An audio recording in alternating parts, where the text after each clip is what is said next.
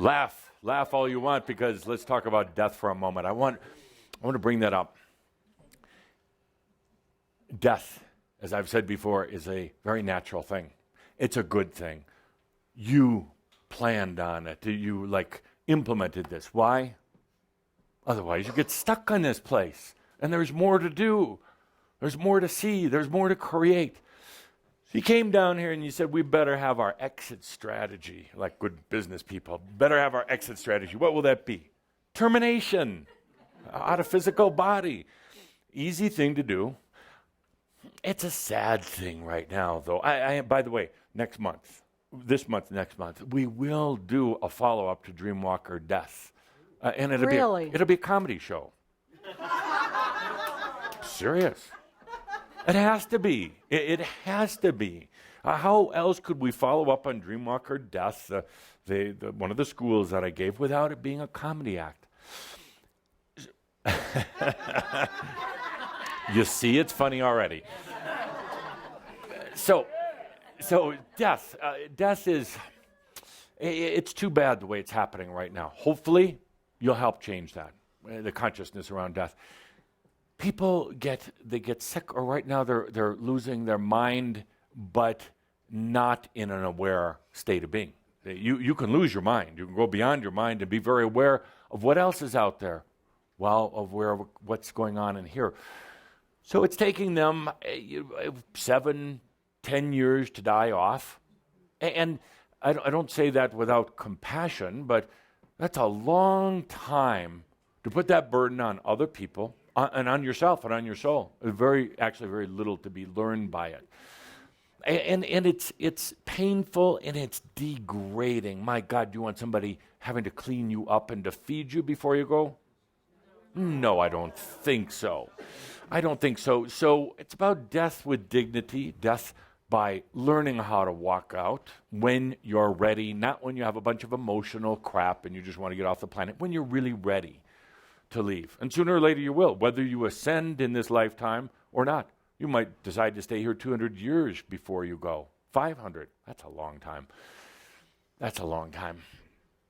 But, dear Shambra, the reason why I bring up death, there's a big death cloud all around Earth right now. It's all around Earth. It is an issue in mass consciousness. Probably the most prevalent issue in mass consciousness. View mass consciousness as this big, thick, brownish, kind of ugly cloud around Earth. Death is perhaps the most prevalent energy in that right now. Why? Thank you, fear. Fear. Many of the countries in the world having an aging population. You're starting to think more about death than when you have in the past. Fear, end of the world type of scenarios. And what's also happening is a lot of the beings who were buried in the ground. I don't like burial, by the way. Burn it, cremate it, powder it, let it go.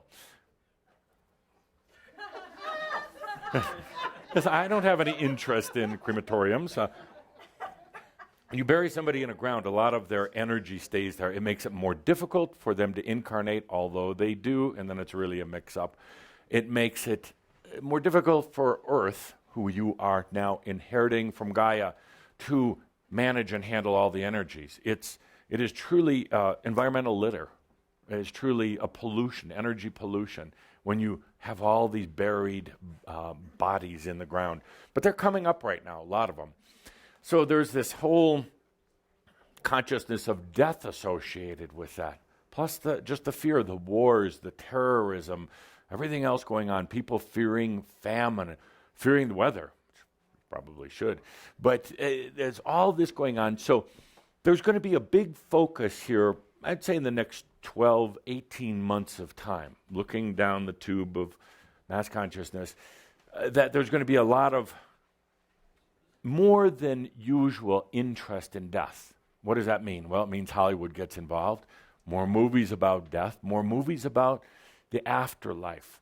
I'm helping to write a script on one of them right now. Can't release the name because we haven't decided yet, but we're doing a movie about death, about the other realms, the near-earth realms. Yes. So I know you're thinking to yourself here, dear Linda Visa, he is so amazing. He can come. Wow, and so psychic. He can do Mind these showers. reader. He can wine and dine throughout Europe, and he can help to write a movie. Amazing, isn't Wow. it? And you know what, dear Shambra? You can also. What I do, maybe you can do. Stealing the words of Yeshua. All right, what I do, you can do better.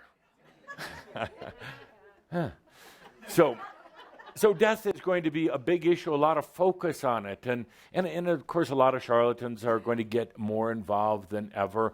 More spooks and spirits hanging around than ever before. And you're going to feel them. There's more death activity taking place right now. A lot of you are feeling it. Your death is coming into your dreams. It is. And it scares the hell out of you sometimes. Because then you start thinking about your own mortality. It's not what the dreams are about. It's not about you. It's not about you dying. You're just feeling into this energy of death. And it will come to you in the dream. And you know what to do when it comes to you in the dream? You'll laugh at it.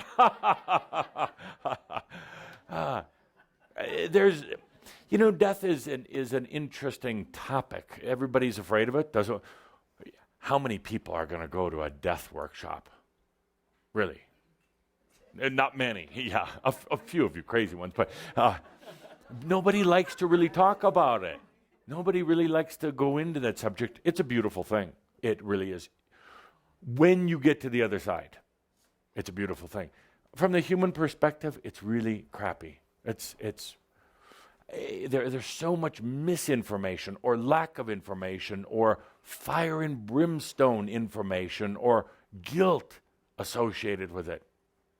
When you can let go, when you, dear Shambra, let go of the fear of death, you are a long way to making life worth living. You really are. When you let go of this fear of death, you'll realize it's a piece of cake. It can be chosen. You can prearrange the celebration on the other side. We have caterers on the other side who help. And you don't have to pay them anything. You just choose what you want. And they'll be there. They'll have a grand party for you. They'll leave you alone. Or you can sit down. I will be there. I truly will. For every one of you, I will be there when you get there.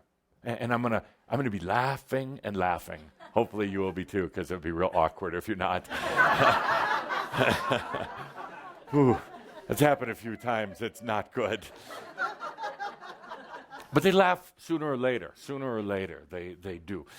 So dear Shambra, death is in your face. It's not about you. It's about this consciousness of the planet. It's about this whole question, will this planet continue to evolve, get enlightenment and consciousness because of you and others like you who are helping to do that? Will the higher consciousness of this planet go off to the new earth, abandon this place? It's all bringing up these questions, bringing up the questions of the new ones that are coming in for the first time. They've never experienced death, and some of them have died. First-timers, the crystal children. The energies are so intense here, and no matter how much training they go through, when they land here, when they get here, it's beyond what they could have possibly imagined. The intensity, the pressure, the craziness, the lack of real heart flow, the restrictions, the laws. They can't believe the laws. A few of them had said they wanted to go to law school. They got here. They took one look at lawyer. Oh, sorry. I shouldn't be saying that. Some of you are lawyers, but good lawyers. The laws, the old overlays, and they exit. So it's their first death. That's quite an experience for them, as it was for you. Remember your first death? Biological death after your first physical birth? No. Well, you could. You want to try? Take a deep breath. After your first physical birth, which was interesting, felt trapped, kind of. Had a hard time adjusting to all the energies of the planet at way back when. What was your first death like? One word, starts with an R, or an L. Yes, release, liberation, release. And truly, it was a relief. Wow, that was intense. But just like the ones who get on the roller coaster and have the crap scared out of them, what do? Oh, yes. Let's hop out of an airplane. A perfectly good airplane.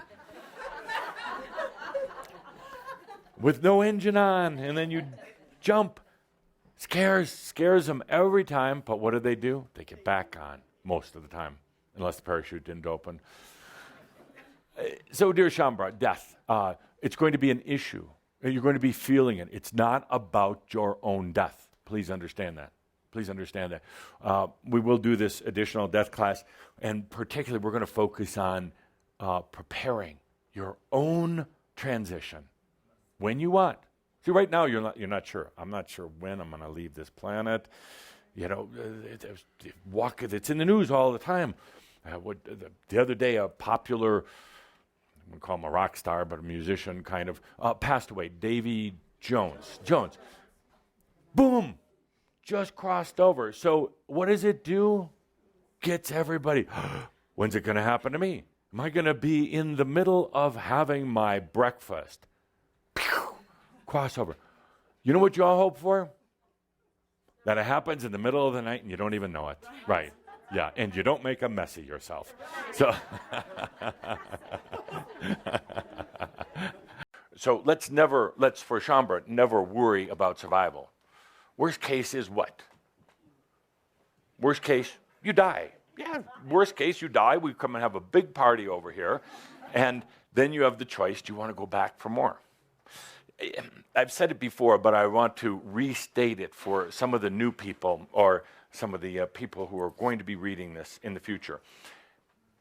Dying is much, much easier than being birthed. You've died thousands of times. And your consciousness generally leaves actually before you die, several days. Now, your physical being and your mind are still working. Most people wouldn't suspect a thing, but you leave before you leave. So, and if you think, no, it's some car accident or sudden heart attack, no, you're already gone. You're really just acting at that point. Your body is still carrying on. The vitals are still there, and you're kind of acting in autopilot, but you're already gone because you're smart enough. You've done this. You've crossed over enough times to know. Leave before you go. That's another T-shirt. Yes. Nobody will know what you're talking about, so it's... Yeah, WTF, huh? Win the future. That was funny. We're moving beyond death itself. We talked about it extensively the other day at the Amio retreat. Everybody showed up wanting the good life, and what did I do? Talk about death. But death is such an issue for humans. The belief in death. There is no death. But yet humans insist on it. They look at a body in a coffin, and they say, well, obviously Adamus is wrong. They see their friends, their relatives, their parents, their brothers and sisters dying. And they say, well, that's going to happen to me. Everybody says sooner or later you're going to die. That actually is not true. There is a transition of the physical body, and the master understands that someday they're going to absolutely integrate, bring their physical body into their entire body of consciousness. But there's no death. There's no death. It's a transition. You are more alive than ever, particularly with the understanding of the I exist. You realize that this what has been called death, which is really a transition of the biology, and it doesn't have to be the kind of ugly death people have been experiencing, but you come to realize that you're more alive than ever. when you make that transition. I told the group at Amyo the other day, so many Shambhava have said this is going to be my last lifetime on this planet. And I take that to mean the last lifetime going through the process that you've had to go through now.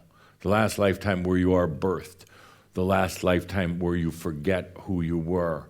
The last lifetime where you're living in the cloud, the dark shadow, actually, of mass consciousness and all of its unpleasant things like lack of abundance, like disease, like wars and famine and all the rest of that. But I told the group the other day that you have the option or the choice to be the first that are going to be coming back if you choose without going through birthing. You can choose to integrate yourself into a printed body, a nano body, or you just simply manifest your light body for a few days at a time. But when you've talked before about never coming back, you mean in the old way. There are new ways to come back and experience this planet without having to go through the old system to do it. There are ways to experience the beauty of the nature of this planet and good, healthy relationships on this planet without having to do it the old way. You're going to be the first that are going to be doing that.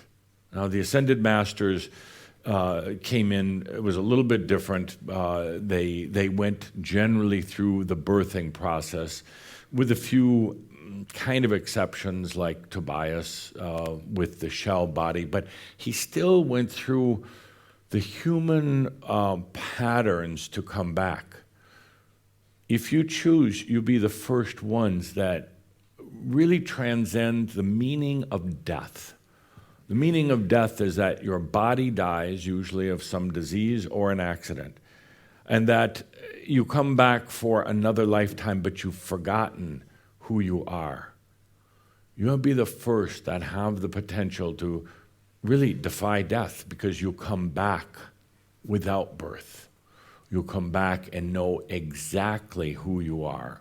You'll come back and not have the gravity of mass consciousness pull you into things that you know just aren't right, into other people's dramas, into abundance issues, into a wide variety of things. So when I've heard you, and Tobias always heard you say, never coming back, we kind of knew that you were saying not the old way. We're going to create the new way. We're going to change the consciousness of death on this planet. And you're doing that. You're absolutely doing that.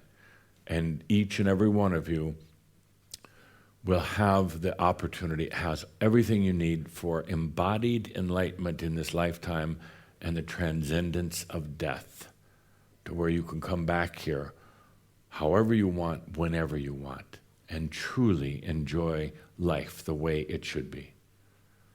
So this year, in our quantum consciousness opening, we've gone beyond death. Pete had several interesting things to say, and he would like to come by the shouts quite often, actually. But one of the things he realized, and it was quite profound, he said, live life to the fullest or leave. Absolutely live it to the fullest. And he realized on crossing over that one of the things that he did in his life was hold back. All humans do, to their various degrees. Live it to the fullest. Live it without holding back. Live it like you saw in this beautiful video. That's life. That's life. No holding back. It doesn't matter, Pete told me. It doesn't matter what other people think about you. It really doesn't, because their judgments are meaningless. And anything they think about you is based on their definition of what they think they should be and what you should be. live life to the absolute fullest. Crazy, if that's what others call it. It doesn't matter. Irresponsible, meaning irresponsible to other people. Responsible to self, but irresponsible, irregardless of other people. Live it to the fullest or leave. And he asked me to point this out today because he left. He knew he wasn't living it to his fullest, and he didn't feel physically or financially that he could. So he left and was happy that he did, happy that he didn't drag it out for another, 5, 10, 20 years. Live your life to its absolute fullest or leave. That's a tough one because most people are going to say, well, I'll try. I'll just try and I'll keep going. As Pete observed right away, that's pathetic. It's pathetic when you keep going in the same old ways, even when you know better. It's pathetic when you're afraid to live fully. It's pathetic when you live small, when you live little. Live it full or leave, exactly as he did, or leave. Because ultimately, you're only frustrating yourself. Ultimately, you're basically, in a way, really judging yourself when you're living falsely, when you're living small. And that's where the scared and sacred comes in. What you're doing is sacred. It really is. But it's scary.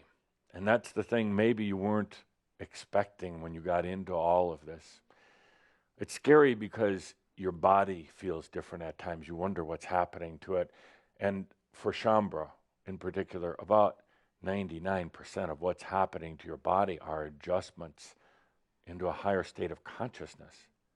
Not that you're sick, or you'll get sick, but it's a type of releasing and cleansing. And I know it feels awful. You feel like sometimes you're going to die. You get going in your mind, what's wrong with me? What have I done wrong? Nothing. It's an adjustment. And if you do depart, your body gives out on you. The only thing that's going to happen is you're going to die. And you're going to die anyway. So let's laugh about that. Tough group. When you can laugh about death, really your problems are over with. But it's scary because even beyond the physical death, it's scarier what's going on up here. The body is actually easier to deal with than what's going on up here. And things start changing and they get weird and it's disorienting and it's frightening and you're wondering if you're doing the right thing you feel like you're actually getting paranoid. You're really not, but you feel like you are, and you feel like all your thoughts are crazy. None of the organization in the mind, the controls, none of the old tricks work anymore. And then it feels desperate. It feels very desperate. What are you going to do? Of course, what you try to do is to go back, to go backwards, go back to what you were doing before. And you know it doesn't work. You know it doesn't work. Then you feel like you're in this dark abyss, a void with nothing. And you are. That's a tough spot to be in. It's a really difficult spot, but that's when you get to know yourself the best. Not yourself as in your human persona, but that's when you get to know the I am. That's when you discover, like Pete did, I exist.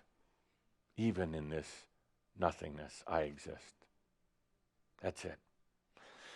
So, dear Shambhala, are you better off? It's a stupid question. It doesn't really matter. And there's no way you can really compare it. You can try. And I do like the answers. We're getting so much better, Shambhala. It doesn't really matter. And compared to what level? Well, on a human level, many of you would say probably not. You may own less. You may have, you don't have a job anymore, a relationship, regular sex, good food, or anything else may not. But, but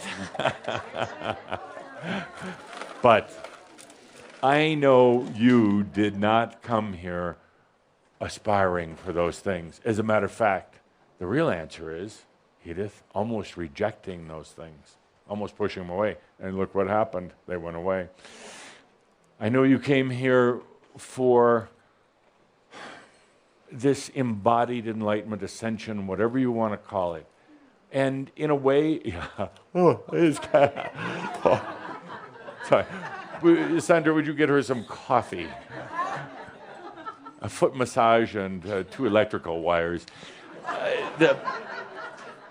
You came here for embodied enlightenment in what I would call, depending how you looked at it, either an act of desperation, saying, if this doesn't work, well, if this doesn't work, yes, I'm out of here.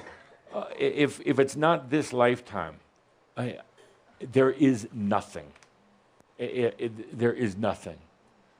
So it's all or nothing. You put all of the chips on the table. Everything. Double or nothing. Saying this is it. And a bit crazy, but that's the way you are. Now, the real truth is you already know. You already know. But now you're going for the experience of it. You do know the answers. Now it's the experience. You came into this lifetime saying, this has to be it. And like I said, it can be considered a bit desperate or very bold and courageous, very amazing, breaking out of so many things, the mind, the past, mass consciousness, and still enduring, still sitting here, still existing. Amazing. Let's take a good deep breath with that in our Discovery series. From my perspective and the others of the Crimson Council, it's not so much a matter, are you better off? It's a matter of what's happened with your consciousness, which we can see as your light, which we can see as the expanded nature of your being, as we can see by literally the journeys that you take in your dream state. Are you different than you were 14 years ago? Immensely, immensely. I would like to do a dream walk, if you would write this in for yourself in your brain. We'll do a dream walk, and we'll do it together, or we'll may do it live or recording. I have to check with Linda and Jeffrey. But a dream walk into 14 years ago. We'll try to go back, and you're going to see what it's like to try to go back. And I think you'll see through this dream walk that it's not what you thought it was, and it would be like trying to stuff yourself back in your mother's womb. It's just difficult to do. It's just difficult to go back. And while the mind remembers certain lovely things about the past as well as certain terrible things, the fact is, if you try to bring your consciousness back there, you really can't do it. So we'll give it a try with a dream walk. So I asked before why we don't just snap our fingers and have all this mastery stuff happen instantly. It's for the experience you just went through, that deep realization of forgiveness. It's not like a church religious forgiveness. It's the wisdom. It's actually tapping into your own wisdom. That's it. Tapping into the I exist. That's it.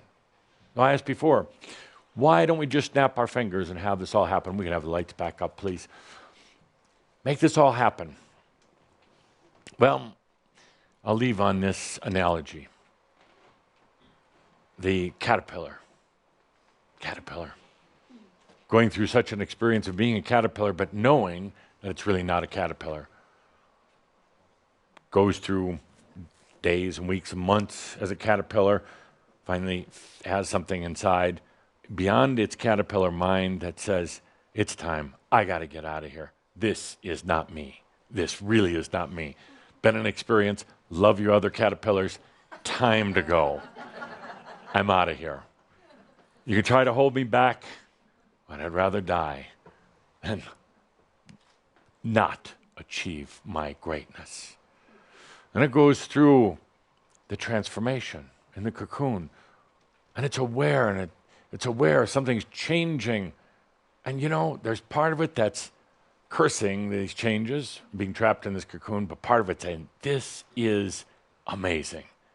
Wow, here I am getting rid of all these legs and all this greenness, but here I am, I'm actually aware that I'm changing.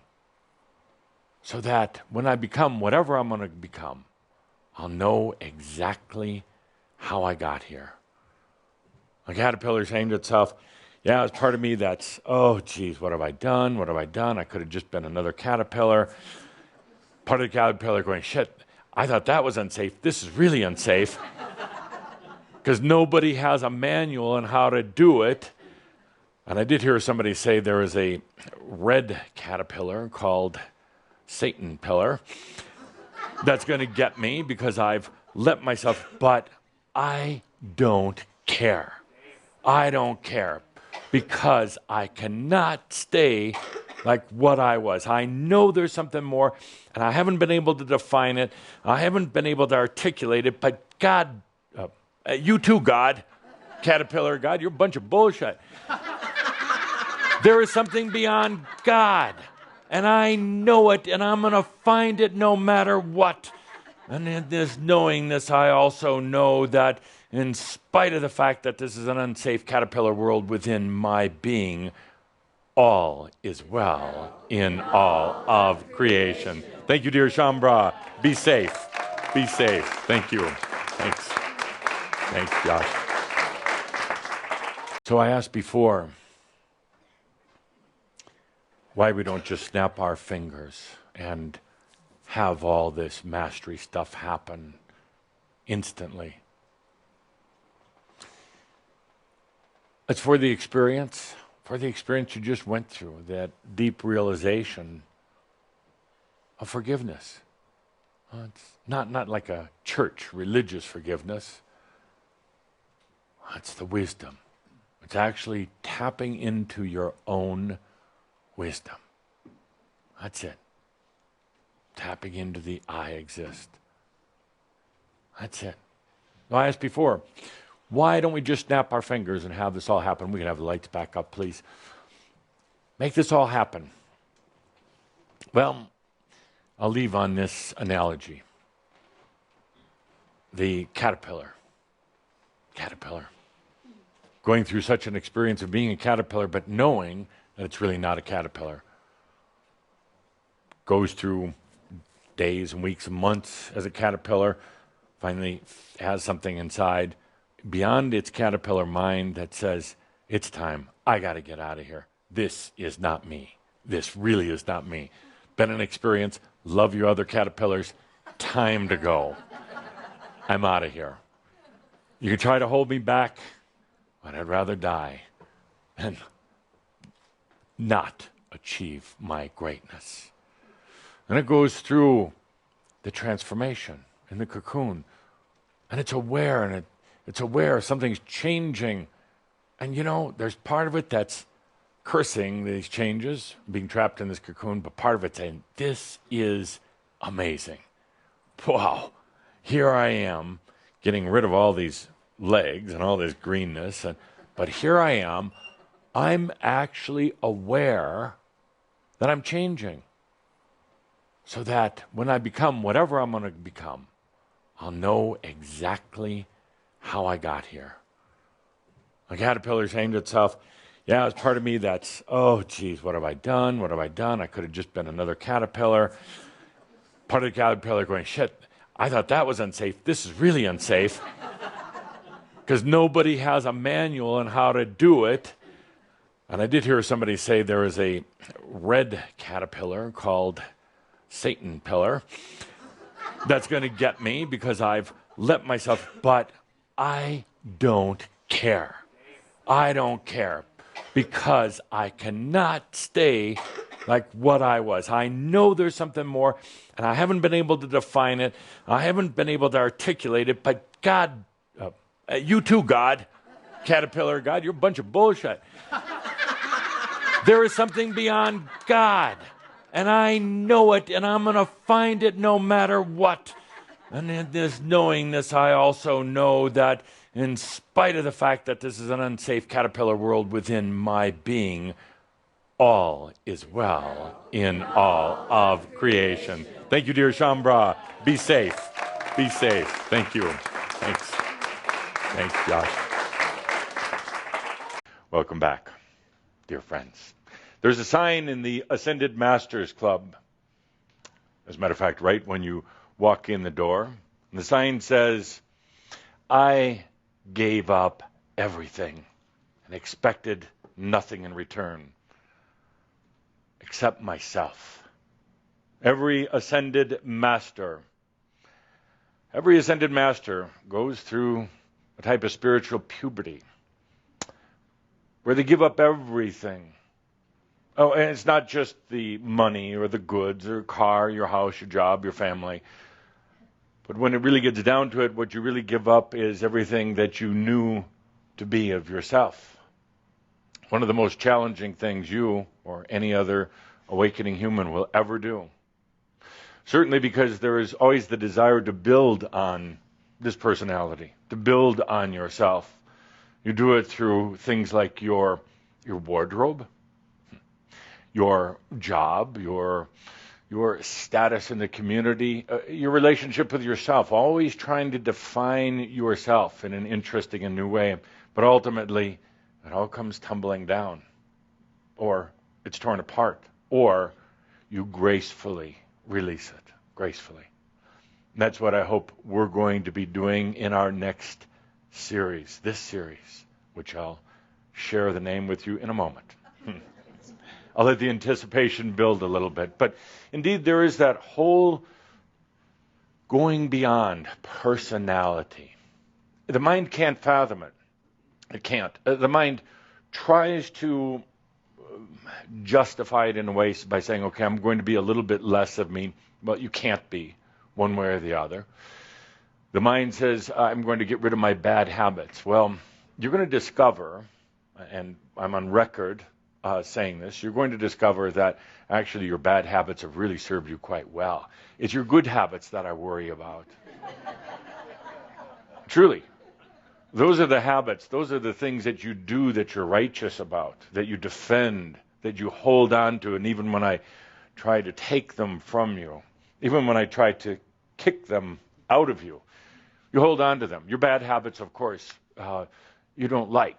You try to get rid of, you try to overcome. They're your own battlefields of power within yourself. Thank you. So it's not the bad habits that I worry about. It's what you consider your good habits, the building blocks of your esteem, your personality. You're in a very funny to me, shifting away from what you would call your personality, your identity, into something that's like a big abyss. It's not. But you have to approach it as the abyss.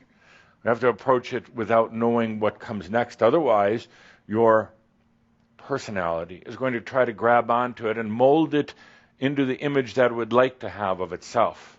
And as you've discovered, that image that you would like to have of yourself is pretty unobtainable. Pretty unobtainable.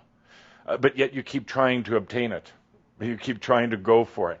I can tell you right now, and this message, obviously, for you, not for the outside world, you're not going to be able to obtain it. So stop trying. That's why I'm not a fan at all of goals and plans and programs. Those are for the mortals. And when I say mortals, I'm not talking about the physical body. I'm talking about those who hold on to an illusion, let's say a perception of what life is and where they fit into it. And really that's what so much of people's life is, trying to fit in, constantly asking that question, where do I fit in? How do I fit in? And that dreaded question of the ages, who am I? Don't ever ask that again. The minute you feel it coming up from within you, that who am I question, in whatever iteration that you put it in, whatever form you put it in, the moment that you feel that coming, take a deep breath and I am that I am. Shut up. So along the same lines of this coming to the end of spiritual puberty, there's been such an attempt to improve or develop your personality. And again, I go back to the reasons why I'm not in favor of plans and programs and goals. All is doing is intensifying or densifying your personality. And there's such a desire by humans to do that, to identify themselves as something, with something. That's why they form affinity groups. They belong to clubs and associations so they can identify. They're constantly trying to improve themselves. Well, we're going to release ourselves. And it could be scary. Well, you've had plenty of experiences with that up to now. It can be scary at times. Really releasing that thing called a personality.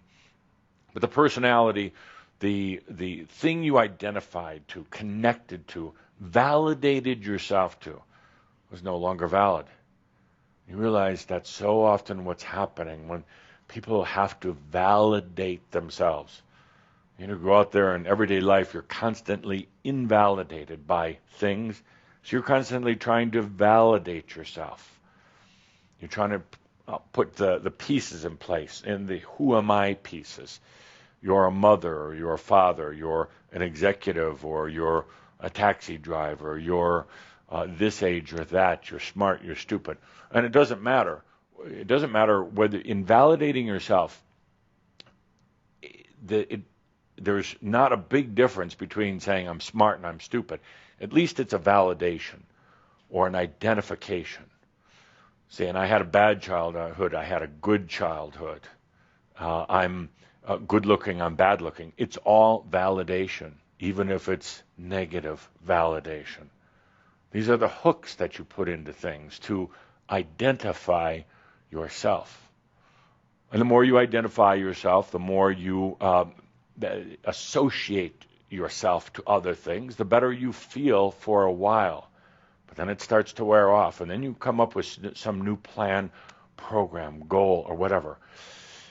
And don't get me wrong, it's wonderful to express the creative being that you are. But sometimes these plans and programs are not as ways of expressing rather than just a way of validating, or sometimes a way of distracting yourself from yourself. We're going to go into a beautiful time now of truly releasing the personality. I'm not talking about killing the personality or annihilating it, but releasing all of those connecting points, the validating points of who you are. Now, you probably noticed that lately there's occasion, perhaps a lot of occasion, with some very interesting, intense, bizarre dreams. We try to make sense of them, and they don't make any sense at all. They're not prophetic dreams. They're not about what's going to happen in the world, going to happen to you. They're literally things that are happening in your life.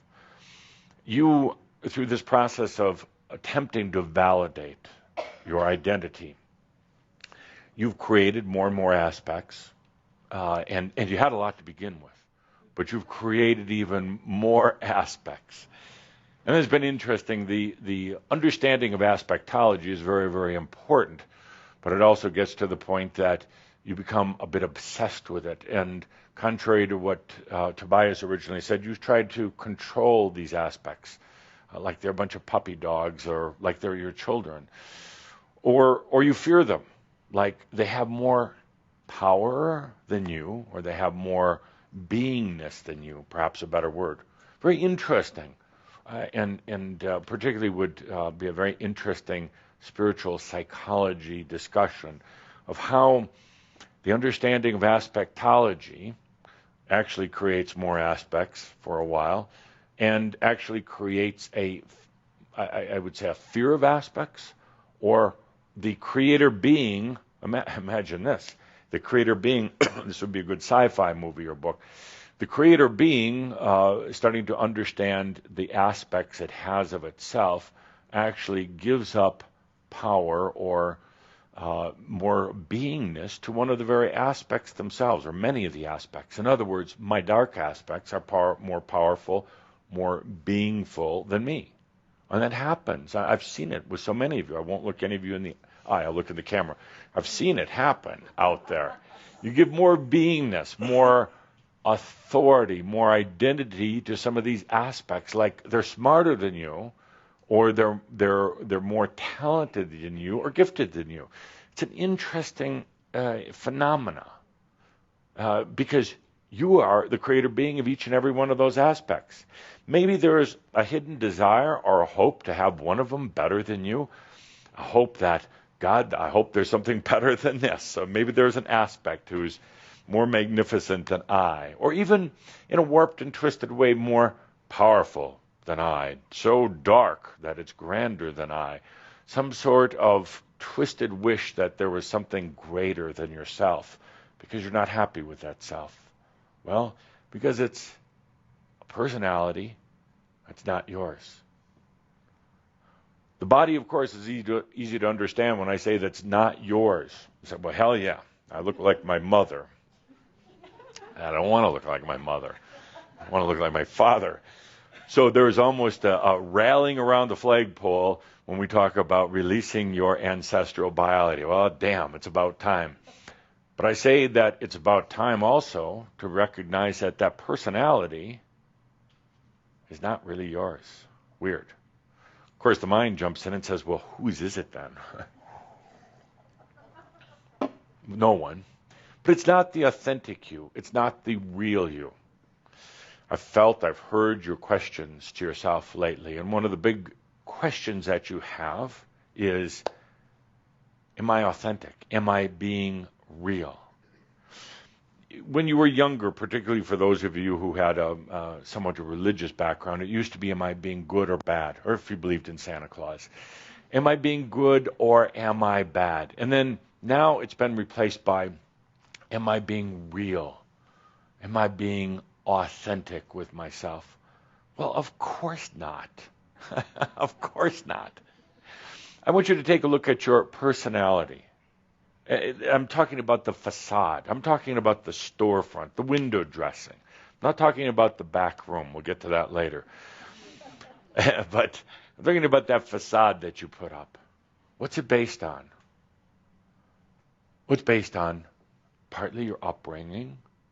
In other words, the environment, your parents and your siblings and your teachers, based on that. Not really yours. Your personality is based on a lot of reactions to circumstances in the past that you don't really truly perceive in their full being. We've talked about it many times. You see a sliver of what happened in the past.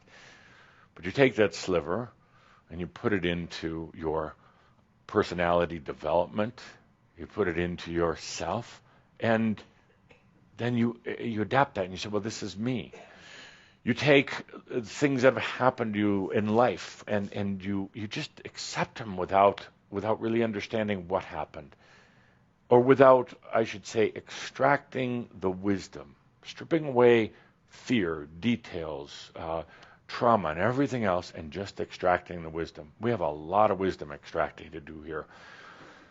And you take things that are flying in from the outside, news, you take it on as your own. And by the way, this whole process that you're going through, and thank you, Marty, for the cue there. He yawned. This whole process is tiring you out, and it's boring too to talk about. Wouldn't you rather sing? But it's tiring you out, and then you wonder, in this whole personality development, now going downhill into personality derailment. It's like if you were in puberty. Remember when you were 13, 14, 15 years old, you couldn't get enough sleep. And you couldn't get enough food either, but you couldn't get enough sleep. Always tired, always feeling anemic, always feeling no energy, other than occasional burst of energy for sexual thoughts and experiences. But other than that, it was, I'm talking more to the boys. The boys are laughing. The men, I should say men. So right now, you're particularly tired a lot. And then what do? You say, oh, I'm just getting older. So what do you do next? This is so classic. You say, you sleep. No. You say, what's wrong with me? What's wrong with me? I need more exercise. Because I heard on the news, or I heard some doctor say more exercise. Actually, you don't. Really. When we go into light body, you're going to find a lot of that exercising is total bullshit. It really is.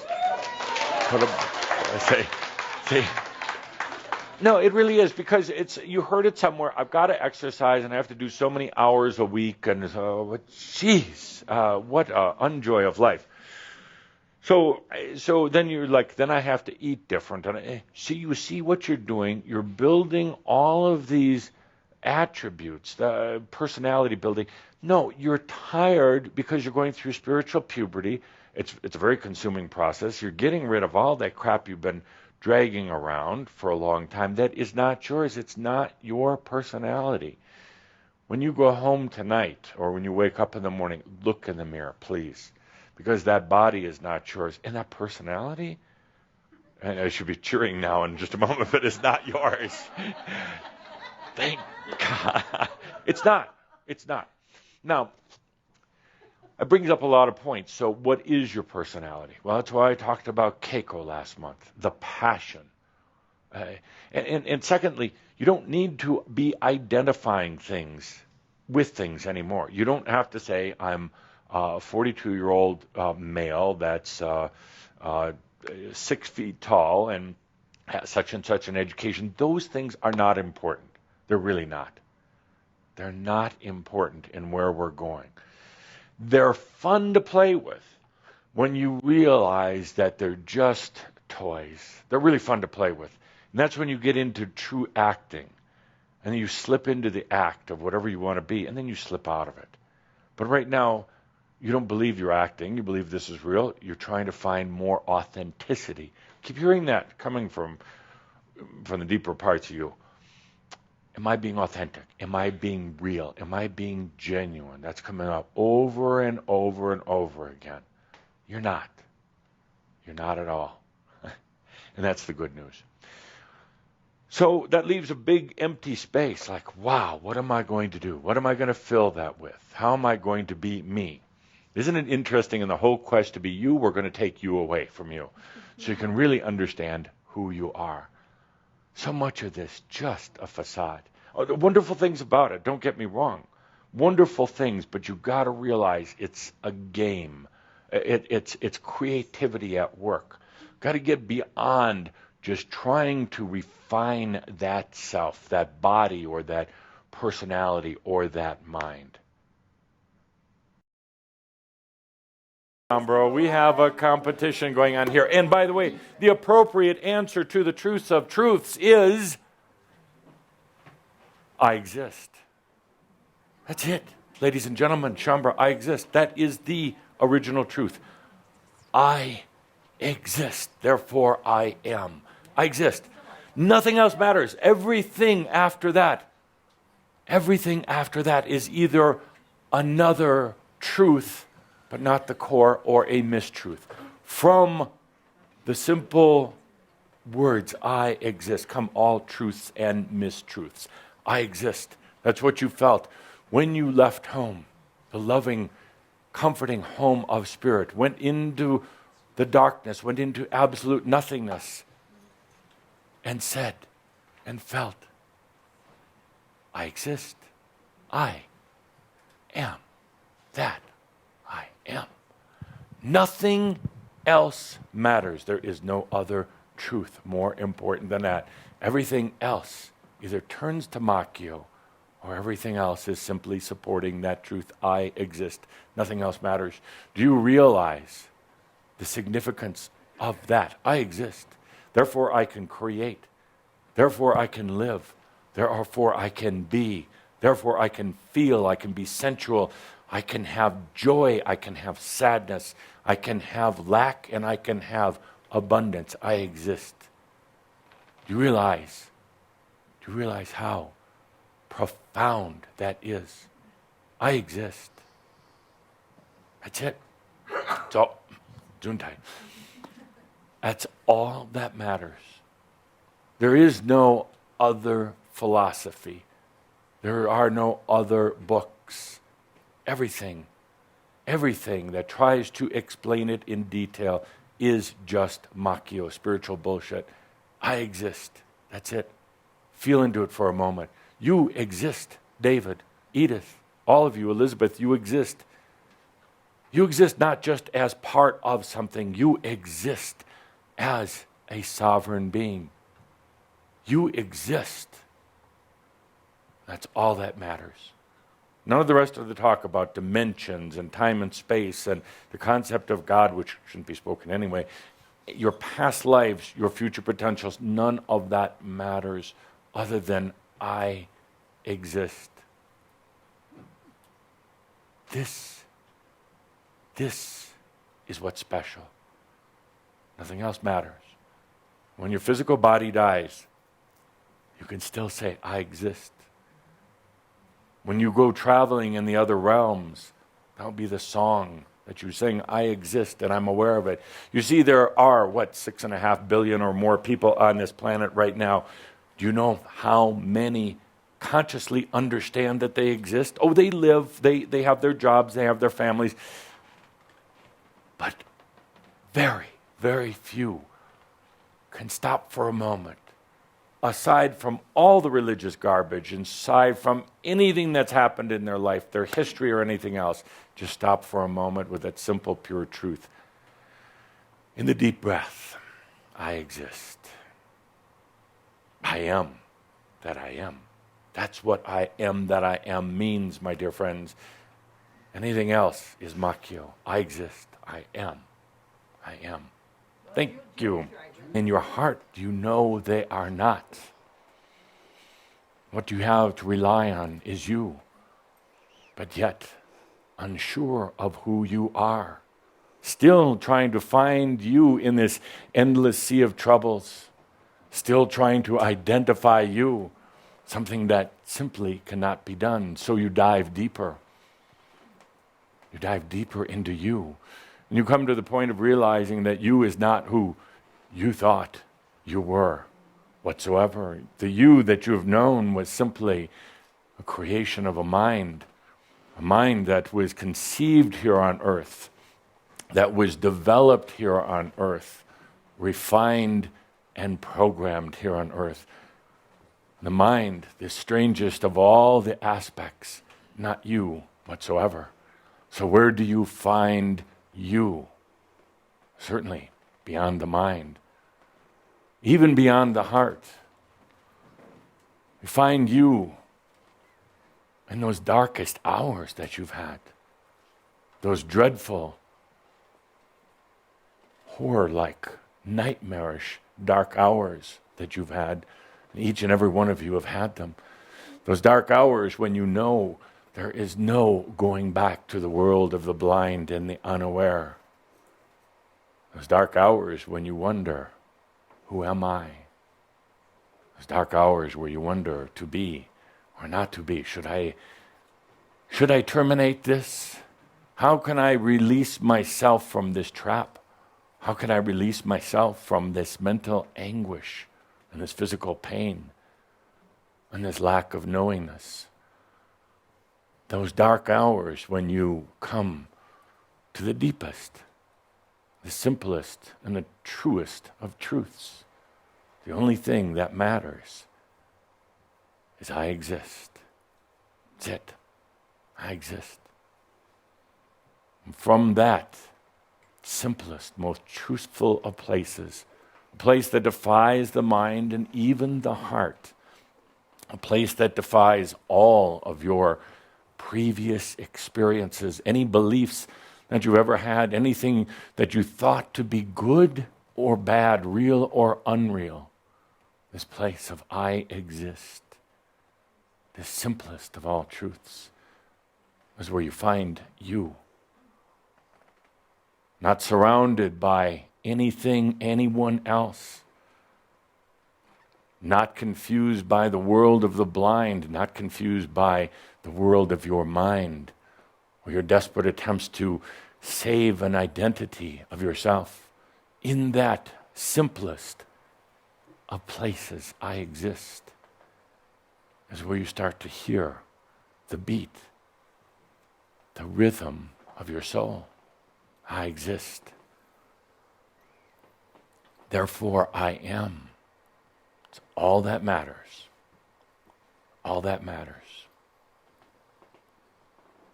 To be aware or not to be aware, such a torturous question, such a torturous middle land you find yourselves in. But, my dear friends, you have felt, even if it is only for a moment of time, you have felt there is something deep within you, something that doesn't rely on any other human, something that doesn't care about your past, your health, your intelligence, your looks, or your money. Been aware of a few times of that existence of the self. Sometimes it is but a fleeting moment and then disappears back into the darkness, into the abyss. But you remember, it was there. It's always been there. It never goes into the darkness or into an abyss. It is never lost. It is only you. You. Still in the world of the blind, still in a type of hypnotic living. Still wondering how to make yourself better, how to make yourself perfect. It is you that actually goes back into the darkness, because the existence, the I am, is always there, always waiting, always knowing. It does not care if you go into your own personal crisis, into chaos, into crash and burn. It does not care, because it knows you are always there. The I am. It does not care if you were a queen or a king, or if you were the richest being in all the world. It does not care if you succumb to the demons and the dragons of yourself, or the others in the blind world around you, because it's always there. It doesn't care about good days or bad days. It doesn't care if you drink too much, smoke too much, sleep too much, or eat too much. It does not care. It does not care if you are having emotional difficulties with others, if others are using and abusing you. It does not care. It does not care one bit about your spirituality, about your religion, about your beliefs, about your affirmations and confirmations, or any of your illusions, because it is beyond illusion. It is your existence. It's there. You've touched upon it. Perhaps when you were very young, perhaps that's what set you off sailing and searching to find how to bring it into this reality, how to bring it into your life. And although your mind has tried to take this, the simplest and most joyful of all consciousness, tried to take it and mold it to this world of the blind and the unaware, take it and mold it to what it feels its extra identity should be, it will never, ever, ever be captured by the mind, by the human identity. It can never be corrupted, destroyed. It can never be put in front of or behind anything else, including spirit. It's always there. The existence. I exist. Never forget this. Ever, ever, ever. Never forget this. In the darkest moments and in the most joyful moments. Take a deep breath. I exist. It is the truth of truths. It doesn't take anybody else to bring that into your awareness. There's only you that can do that. There is no power in it, no power whatsoever. No energy in it whatsoever. It is not surrounded by anything. It is unto itself. It is not glorified by God. It is not pampered to by the angels. It does not exist in time or space. It is the existence, the I am that I am.